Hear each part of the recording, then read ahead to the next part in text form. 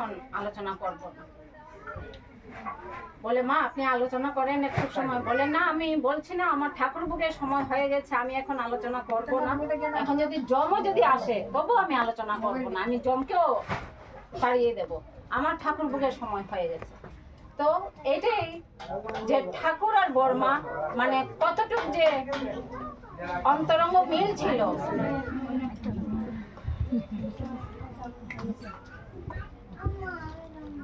তার জন্য বলে যে ঠাকুরের যখন যা যা লাগতেন বর্মা তাই তখন এগিয়ে দিতেন।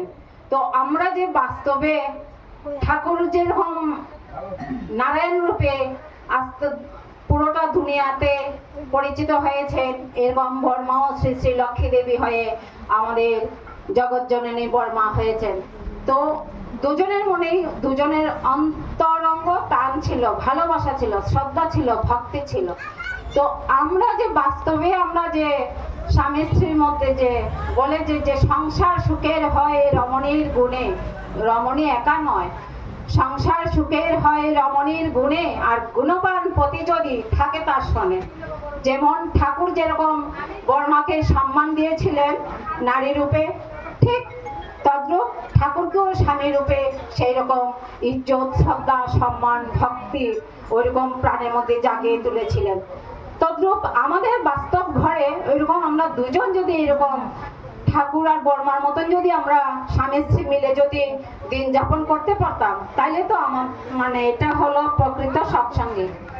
তো আমরা যে সৎসঙ্গ, আমরা যে সেই সদ্গুরুকে ধরেছি, সদ্গুরু ধরার মানে হলো সৎ সঙ্গ করো, সৎ গ্রন্থাদি পাঠ করো, সৎ নাম মনন করো, এই হলো আমাদের সদ্গুরুর চরণে আশ্রিত হওয়া। যেমন দেখুন আমরা মানব জীবন নিয়ে আমরা দীক্ষা নিতে হয়, তাই আমরা সেই সদ্গুরুকে পেয়েছি। তো এমনও মানুষ আছে দীক্ষা নেয় নাই, বলে কি যে মাতা গুরু পিতা গুরু গুরু জ্যেষ্ঠ ভাই, তার চেয়ে অধিক গুরু বজিলে সে পাই। আমরা যে গুরুকে ধরেছি সেই গুরুকে যদি আমরা না ভজি আমরা কখনো পাবো না। তো দেখুন এই যে আকাশে যে তো মানে স্বর্গে যে তো দেব দেবতা আছে, ওনাদেরও কিন্তু গুরু আছে। ওনাদের গুরুর নাম কি?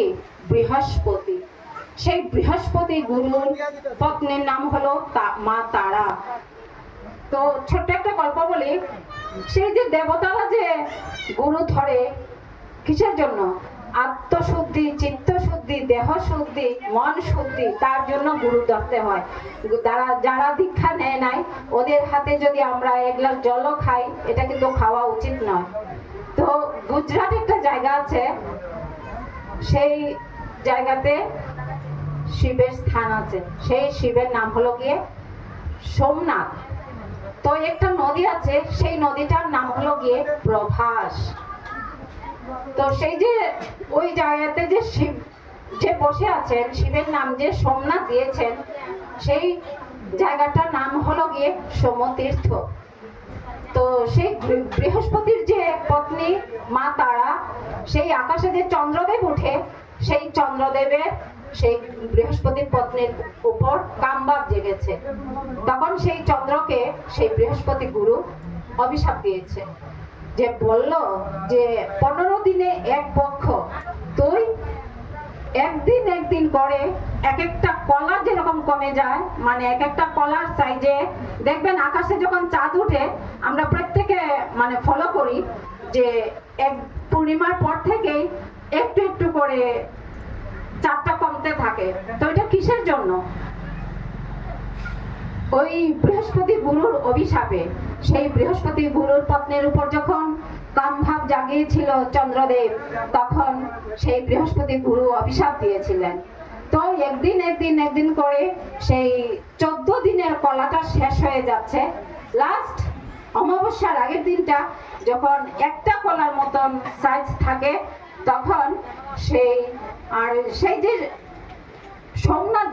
সোমনাথে 27টি শালী, সেই শালীকে সেই চন্দ্রদেব বিবাহ করেছেন। তো স্বামীর এই পরিণতি দেখে সেই 27টি স্ত্রী সেই কৈলাসে যাচ্ছে শিবের কাছে, বলে জামাইবাবু আমাদের রক্ষা করো জামাইবাবু, আজকে তুমি আমাদের জামাইবাবু থাকতে আমাদের স্বামীর এরকম ক্ষত বিক্ষত হয়ে যাচ্ছে, আমরা তো কোনো অন্যায় করিনি, অন্যায় করেছেন যদিও আমার স্বামী, তো তার কি কোনো উপায় নেই? বলে হ্যাঁ আছে, গিয়ে দেখো গে তোমার স্বামীর যদি একটা কলাও যদি বেঁচে থাকে তো আমার যে মাথার মধ্যে যে সেই জটাটা আছে সেই জটার মধ্যে সেই একটা কলা এনে গেঁথে রাখো, লুকিয়ে রাখো। তখন সেই 27 জন স্ত্রী সেই চন্দ্রদেবের একটা কলা এনে সেই শিবের মাথায় লুকিয়ে রেখেছে। আর এইদিকে বলো শিবে আবার বলে দিয়েছেন যাও তোমরা সেই বৃহস্পতি গুরুদেবের কাছে যাও। তখন গিয়ে বললো যে হে গুরুদেব, আমরা তো কোনো অপরাধ করিনি, অপরাধ করেছে তো আমার স্বামী, তো আমাকে আমরা যে 27টি মানে আমরা যে 27 জন স্ত্রী আমরা কি করে থাকবো, আমার স্বামী যদি কিছু হয়ে যায়? বলে যাও সেই তোমার একটা কলাও যদি বেঁচে থাকে সেই কলাটাকে নিয়ে সেই প্রবাস নদী আছে যে সেই নদীতে গিয়ে ধৌত করে সেই শিবের কাছে আবার নিয়ে যাও। তখন সেই 27 জন স্ত্রী সেই শিবের কাছ থেকে কলাটা এনে সেই প্রবাস নদীতে ধুয়ে সেই কলাটাকে পরিষ্কার করে আবার সেই শিবের কাছে রেখে এসছে।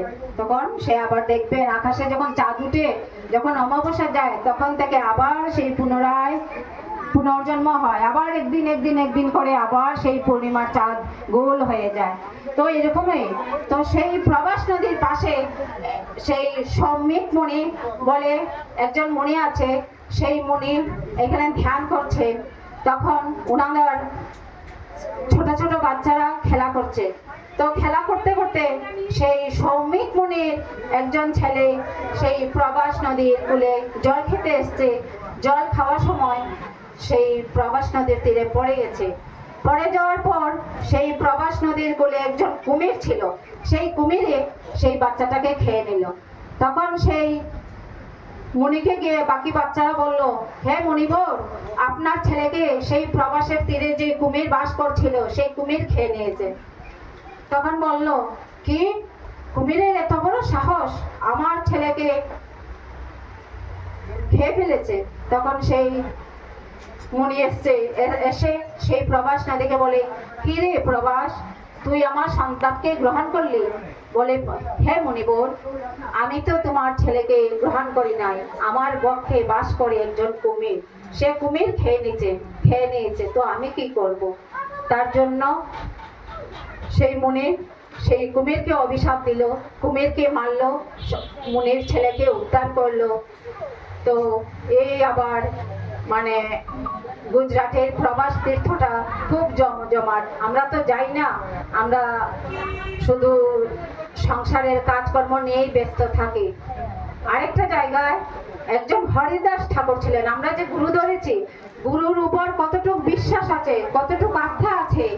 হ্যাঁ, এই যে হরিদাস ঠাকুর হরে কৃষ্ণ হরে কৃষ্ণ হরে কৃষ্ণ বলে দিন রাত 24টা ঘন্টা সেই হরে কৃষ্ণ বলছে। তার পাশে রাজপ্রাসাদ আছে, সেই রাজা প্রজাদেরকে পাঠিয়ে দিল, গিয়ে সেই গুরুকে সেই হরিদাস ঠাকুরকে গিয়ে নদীতে ফেলে দাও, ওর যন্ত্রণায় আমি আর বাঁচি না, আমি রাজপ্রাসাদ নিয়ে আমি থাকতে পারছি না। সে শুধু হরে কৃষ্ণ দিন রাত 24টা ঘন্টা গেয়ে যাচ্ছে। তখন সেই প্রজারা এসে সেই হরিদাস ঠাকুরকে সেই নদীতে নিয়ে ফেলে দিল। সেই নদীতে ফেলার পরও সেই হরিদাস ঠাকুর হরে কৃষ্ণ কৃষ্ণ কৃষ্ণ হরে হরে এক নামে জপেই যাচ্ছে। তো মনে প্রাণে যখন যাকে ডাকে তখন সে তাকে দর্শন দেয়। তো হরিদাস ঠাকুর এক মনে যখন হরে কৃষ্ণ ডাকছে তখন সে ওকে যে জলে ফেলে দিয়ে সেই প্রজারা দৌড়ে এসে গেছে আবার রাজার কাছে। রাজা এসে বলেছে যে কি হরিদাস ঠাকুরকে ফেলেছ? বলে হ্যাঁ মহারাজ, আমরা জলে ফেলে দিয়েছি। তখন বলে চলো তো আমাকে নিয়ে, আমি দেখবো তোমরা কি করেছো। সেই মহারাজা আবার এসছেন এই প্রজাদেরকে নিয়ে, এসে দেখে সেই নদীর তীরে হরিদাস ঠাকুর আবার বসে বসে হরে কৃষ্ণ কৃষ্ণ কৃষ্ণ হরে হরে, হরে রাম রাম রাম হরে হরে। তখন রাজা নিজের মানে ভুলটা সেই হরিদাস ঠাকুরকে দেখে ভাবতে পারলো যে আমাদের কতটুক ঠাকুরত্ব জাগানোর দরকার। যে দেখো আজকে আমি জলের মধ্যে সেই লোকটাকে ফেলে দিয়েছি, কিন্তু সে হরি নামে সে বেঁচে উঠেছে।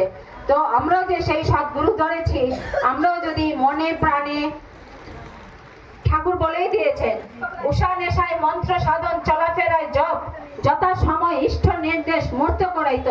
আমরা যখনই আমরা যে গুরু ধরেছি, যখনই আমরা ঠাকুর বই থেকে যে আদেশটা আসে সেই আদেশটা আমাদের পালন করে চলতে হবে, মেনে চলতে হবে, তাতেই আমাদের সৎসঙ্গের পরিচয়। ঠাকুর খুশি হন। আজকে যে এখানে উপস্থিত যত মায়েরা আছেন প্রত্যেকের মঙ্গল কামনা জানিয়ে, দেশবাসীর মঙ্গল কামনা জানিয়ে, দেশ দেশের মঙ্গল কামনা জানিয়ে, ঠাকুর বাড়ির যত গুরুজনেরা আছেন, আচার্যদেব দাদার সুস্বাস্থ্য কামনা নিয়ে আমার কথা এখানে শেষ করছি। জয় গুরু।